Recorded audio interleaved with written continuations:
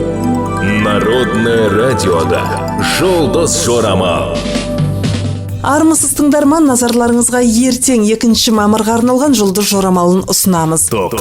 Тоқтылар үшін өзін жұмыста жақсы жағынан көрсететін күн. Мәселелер күтпеген жерден оң шешімін тауып, басыңызда ауыртқан жағдайлардан құтыласыз.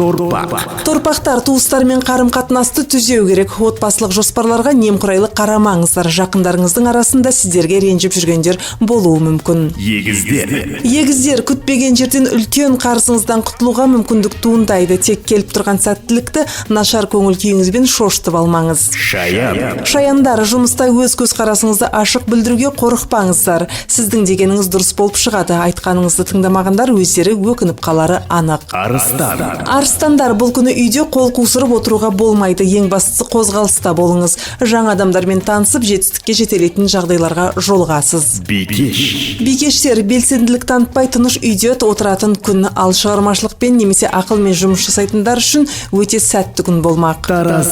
Таразылар, жағымды кездесулер мен тамаша тосын сыйлар күтіп тұр. Түрлі себеппен түрлі кездесулерге баруға талпыныңыздар. Сонда бұл күннің даярлаған сыйынан құр қалмайсыздар.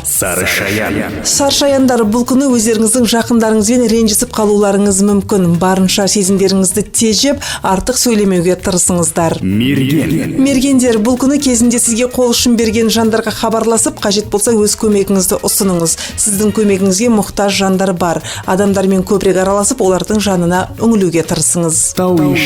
Тауешкілер, білім алуға өте қолайлы күн. Миыңыз кез келген ақпаратты сіңіріп алуға дайын. Бұл қабілетті керексіз ақпараттарға жұмсамай, өте қажетті білім алуға тырысыңыз.